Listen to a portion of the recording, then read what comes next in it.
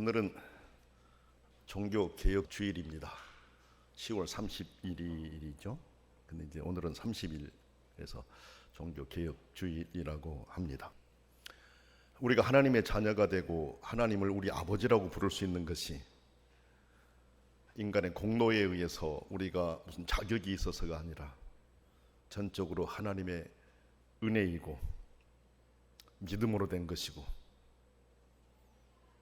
성경 안에 있는 진리들을 통해서 우리가 구원의 길로 인도함 받는다라는 이런 놀라운 내용들을 가지고 종교 개혁을 일으켰었는데, 오늘 우리가 지금 주의 기도를 계속 말씀을 듣고 있습니다. 우리 아버지라고 부를 수 있는 이 은혜, 이건 정말 놀라운 은혜가 아닐 수가 없습니다. 우리 개인적으로 우리의 자격이나 공로를 가지고서는 그 누구도 하나님을 우리 아버지라고 부를 자격이 없습니다. 부를 수가 없습니다. 왜? 우리들은 모두가 다 죄인들이기 때문에 그렇습니다. 그런데 하나님을 우리 아버지라 부르라고 예수님이 그렇게 가르쳐 주셨습니다. 예수님은 우리를 구원하기 위해서 이 땅에 오신 분이시지 않습니까? 그래서 그 은혜로 우리는 하나님을 우리 아버지라 이렇게 부릅니다. 자, 우리는 주님이 가르쳐 주신 이 기도를 통해서 기도 안에서 가르쳐 주신 우리 아버지라는 표현이 무엇을 의미하는지 지난주도 들었습니다. 오늘 또 계속 듣습니다. 사람이 사는 세상에서 우리라고 하는 표현 자체가 매우 큰 의미를 가집니다. 왜냐하면 사람들은 우리보다는 개개인의 의미를 더 많이 드는 경우가 많기 때문에 그렇습니다. 자, 그러므로 주님이 가르쳐 주신 기도 가운데 말씀하신 우리라고 하는 표현은 그리스도인들의 생각이 달라져야 함을 말씀하신 부분이다, 이렇게 볼 수가 있습니다. 예수 믿는 사람들은 생각이 달라져야 된다라는 것이죠. 우리가 생각할 때 함께하는 공동체를 생각하게 되고, 우리가 생각할 때 더 넓은 마음으로 사람을 대하게 해줍니다. 우리 아버지라고 고백하게 될 때 함께하는 공동체를 생각할 수밖에 없습니다. 우리 생각을 나와 너에서 더 넓혀서 우리를 보게 해줍니다. 주님은 바로 그런 부분을 우리에게 알려주셨던 것입니다. 여러분, 우리는 삼위일체 하나님의 존재에 관한 의미 이미 잘 알고 있습니다. 삼위일체는 하나님의 존재에 대한 의미를 담고 있는 단어입니다. 물론 성경이 삼위일체다, 이 단어는 구체적으로 나와 있지 않지만 성경 전체를 보게 될 때 성부, 성자, 성령 삼위격으로 계시지만 하나를 이루신다라는 것이죠. 창세기를 보게 되면은 1장 27절 내용을 보면 하나님을 우리라는 표현으로 사용하고 있습니다. 우리, 하나님을 우리라고 표현하고 있습니다. 그리고 남자와 여자를 만드셔서 우리로 살게 하셨습니다. 아담 혼자 사는 게 좋지 않았습니다. 여러분에게 전에도 말씀을 드렸습니다마는 하나님께서 창조하셨는데 창조하시고 보시기에 좋았더라 이렇게 말씀하셨지만 사람을 만들어 놓고는 좋지 않다 그랬어요. 그렇죠? 혼자 있는 게, 독재하는 게 좋지 않다. 그래서 하와까지 이제 다 만들고 지으신 모든 것을 보시니 심히 좋았더라, 그렇게 말씀하셨습니다. 그러니까 우리가 잘못 알면은 다른 것들을 만들어 놓고 좋았더라 그랬는데 사람은 만들어 놓고 심히 좋았다라고 했다. 그러니까 사람은 다른 것과 다르다, 이렇게 생각하기 쉬운데 그렇지 않습니다. 하나님께서 심히 좋았더라라고 말씀하실 때는 지으신 모든 것을 보시고 심히 좋았더라 이렇게 말씀하셨습니다. 오히려 사람을 만들어 놓고는, 혼자 만들어 놓고는 혼자 있는 게 좋지 않다. 그래서 하와를 만들어서 같이 우리로 살게 하셨습니다. 그래서 이렇게 사람을 만드시고 우리로 살게 하신 것, 이것 또한 하나님의 뜻이며 하나님의 마음이라고 하는 것을 우리가 기억해야 됩니다. 주님의 기도에 우리라는 말은 한 몸, 한 교회, 공동체 안에 속한 자들이 한 아버지를 모시고 사는 형제 자매들이라고 하는 것을 알려준다라고 말씀을 드렸습니다. 예수님은 내 아버지라고 기도하라고 하지 않았습니다. 나의 아버지라고 기도하라고 하지 않으셨습니다. 교회 공동체가 함께 우리 아버지라고 부르면서 기도하라고 하셨습니다. 그런데 여러분, 이 공동체, 우리 공동체, 이 공동체는 현재 우리가 함께 걷고 있는 이 세상에 살고 있는 그리스도인들만을 의미하는 게 아닙니다. 성도의 교제라고 부르는 모든 이들, 다시 말하면 이 신앙의 길에서 우리 앞서 걸어간 이들 전체를 포함하는 거대한 공동체입니다. 이게 우리입니다. 여러분, 우리가 사도신경을 고백했지 않습니까? 이런 내용이 나와요. 나는 성령을 믿으며 거룩한 공교회와 성도의 교제와, 그렇죠, 거룩한 공교회와 성도의 교제와, 그리고 믿는다라는 표현을 씁니다. 이 신앙 고백입니다. 이 내용 안에는 이 세상에 살고 있는 그리스도인들뿐만 아니라 이미 예수 그리스도를 믿고 하나님 나라에 가 있는 모든 사람들을 포함한 성도의 교제입니다. 공교회입니다. 그래서 우리라고 하는 내용 안에는 그 자체가 포함된다라는 것입니다.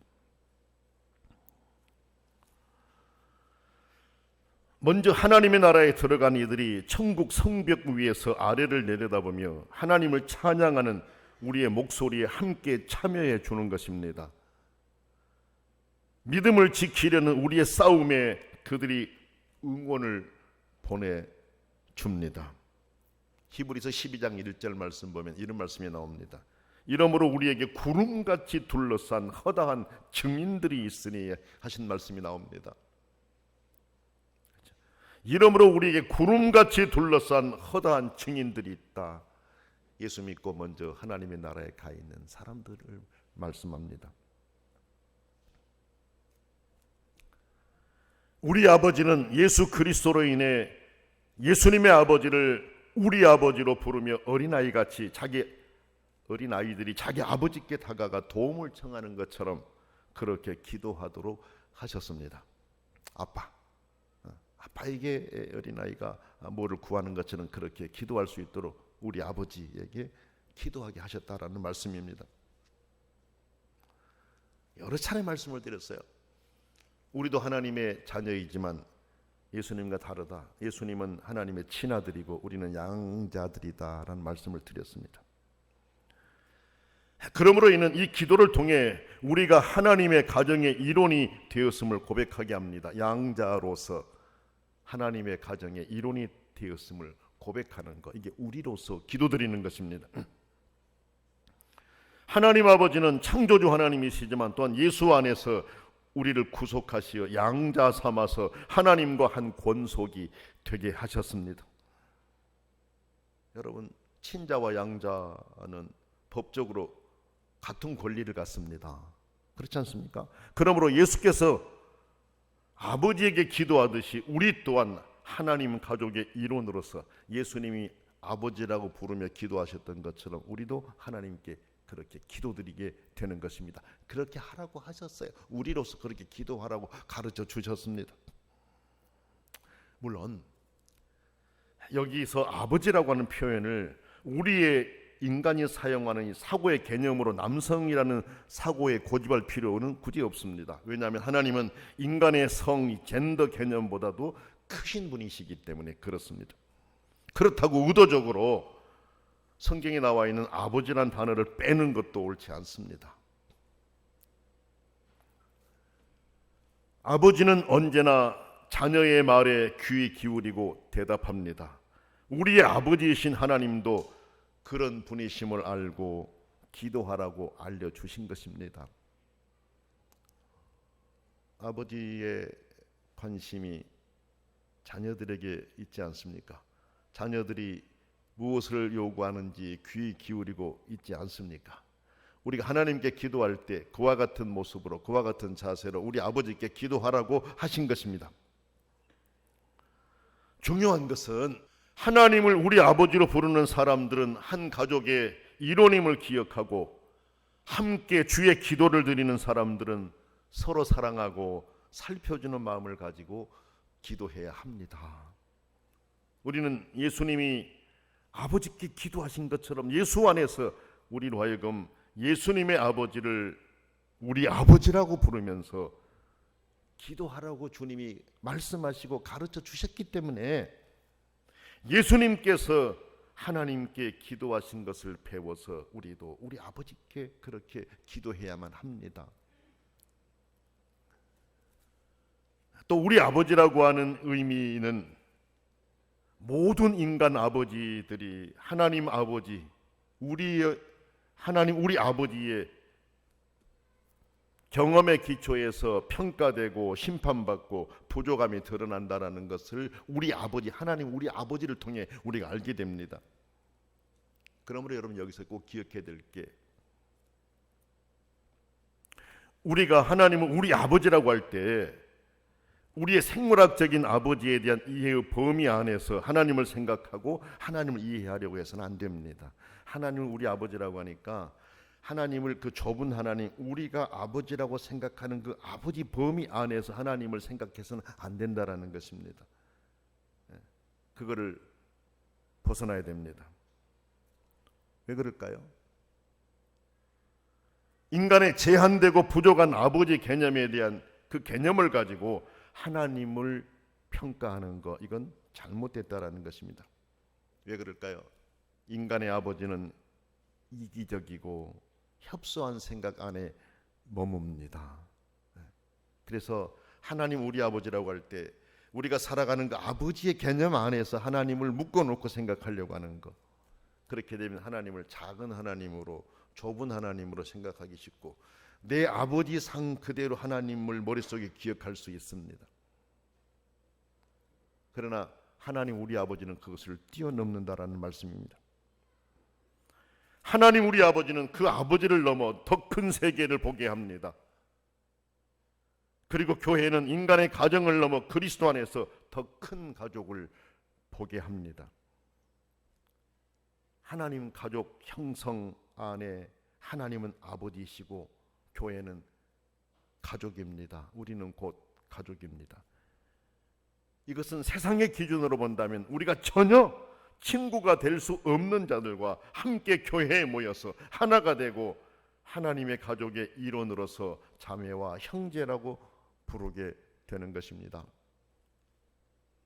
오늘 기도하신 집사님께서 우리 성도님들을 말씀하시면서 진정으로 정말 기뻐서 주의 일을 하는 분들입니다라는 그런 기도를 하나님께 드렸어요. 하나님께서 그 기도 그렇다, 그래, 평화로운 교회 성도님들은 정말 그래, 기뻐서 즐거움으로 하는 성도들이다, 나도 안다, 그렇게 인정하시리라고 나는 믿어요. 나도 뒤에서 아멘 크게 했어요. 여러분, 세상 일에 자기 일에 바빠서 매이기 쉬운 게 우리들인데 하나님의 가족의 일원으로서 하나님의 교회 일을 하면서 자매와 형제로서 기쁨으로 일을 감당한다라고 하는 것, 이것은 은혜입니다. 은혜입니다. 그렇지 않습니까, 여러분? 하나님의 가족은 지역과 신분과 나라를 넘어섭니다. 넘어서는 것입니다. 예수님이 바로 하나님을 우리 아버지라고 부르셨기 때문에, 부르라고 가르쳐 주셨기 때문에 우리는 성도로서 우리 아버지를 모신 자들로서 한 가족의 일원으로서 그렇게 기쁨으로 하나님을 섬기고 있습니다. 다음으로 우리 아버지는 하나님의 존재 방식에 따라 우리가 기도하며 살기를 원하신다는 의미로 해석할 수가 있습니다. 앞에서도 처음에 말씀을 드렸습니다.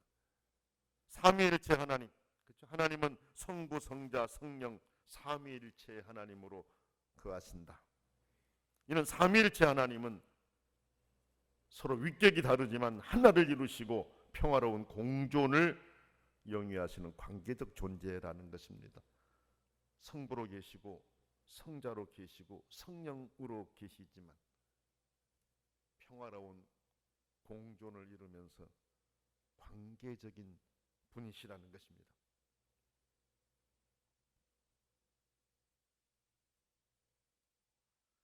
하나님은 성부, 성자, 성령 우리로서 하나를 이루신 분이십니다. 삼위일체 하나님이 주시는 의미는 이렇게 하나님의 존재 방식처럼 온 세상이 우리를 생각하면서 관계 맺도록 하기 위해 창조되었다라는 것을 보여주신 내용입니다. 그러므로 여러분, 이 세상의 그 어떤 것도 삼위일체 하나님으로부터 고립되어 있을 수가 없습니다. 그래서 삼위일체 하나님은 언제나 하나님과 관계 맺도록 움직여 가십니다. 사람들이 그 관계에서 떠나려고 할 때 불행해지는 것입니다. 그 관계 안에 있을 때 행복한 것입니다. 아담과 하와가 하나님과 관계 안에 우리로서 살게 하셨지만 사탄에게 넘어가 그 관계를 깨고 박차고 나갔잖아요. 떠났잖아요. 얼마나 불행해졌습니까? 자신들도 불행했지만은 이어지는 가정의 여러 모습들을 한번 보세요. 여러분, 오늘 우리는 하나님께서 우리로서 살게 만드셨다라고 하는 것을 기억하면서 믿음 안에서 삼위일체 하나님을 생각하면서 참된 우리로서 주님이 원하시는 뜻을 이루며 살아갈 수 있어야 하겠습니다. 우리는 주의 기도를 통해 우리 아버지의 뜻이 실현되도록 기도해야 됩니다. 우리 아버지의 뜻이 실현될 수 있도록. 근데 사실 여러분요, 나의 뜻이 실현되는 거 중요하죠. 그러나 우리 아버지의 뜻이 실현될 때 나의 뜻도 실현되는 거야. 이걸 기억하면서 우리 아버지께 기도드려야 돼요. 우리 아버지라고 기도하라고 하셨는데 또 우리 아버지는 우리가 그분 안에서 쉼을 얻기까지 하나님을 향해 나아가도록 무궁하고 풍성하신 삼위일체 하나님이 우리를 이끄심을 알게 하시려는 의도로 해석합니다. 사도 바울은요, 우리가 어떻게 기도해야 될지 모를 때 성령께서 우리를 도우신다라고 가르쳤습니다. 이런 말씀이잖아요. 이와 같이 성령께서도 우리의 약함을 도우십니다.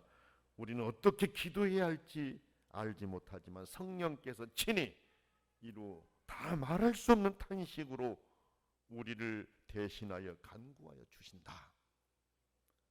사람의 마음을 꿰뚫어 보시는 하나님께서는 성령의 생각이 어떠하신지를 아셔요. 성령께서 하나님의 뜻을 따라서 성도를 대신하여 간구하기 때문에 그렇습니다. 하나님 우리 아버지는 우리 마음을 아셔요. 성령께서 우리를 위해서 우리 마음을 아시고 기도하신다고 하셨어요. 기도하게 하셔요. 다음으로 우리 아버지 마지막입니다. 우리로 담대하게 기도하도록 가르쳐 주신 의미다. 이렇게 해석할 수가 있습니다. 우리는 그리스도인으로서 어떻게 기도해야 할지 모릅니다. 우리는 그리스도인으로서 삶의 방향도 제대로 파악하지 못하여 실수할 때가 있습니다. 그러나 성부, 성자, 성령으로서 하나님이 우리를 찾아오셨고 우리를 아셨고 우리 약함을 도우셨고 우리를 위해 대신 간구해 주셨습니다. 우리는 나 혼자 기도한다고 생각했지만 그렇지 않습니다. 사실 그분이 우리를 대신해서 간구해 주셨습니다. 지금도 우리를 위해서 기도해 주고 계십니다. 그러므로 이제 우리는 우리 아버지께 담대하게 기도할 수가 있습니다. 우리 아버지께 기도하면서 두려울 것이 없습니다. 아버지께 자녀가 나간 것처럼 우리 아버지께 우리는 기도드려야 됩니다. 걱정할 것도 없습니다. 우리에게 주의 기도를 가르치신 주님만 믿고 우리 아버지께 담대하게 나가서 우리 아버지가 원하신 것이 이루어질 수 있도록 우리는 간절히 기도드리고, 우리 모두가 다 하나님을 우리 아버지로 부르고 있다라고 하는 사실 한시도 잊지 마시고, 우리는 형제 자매로서 하나님이 원하시는 우리로서 기도해서 응답받기를 원합니다.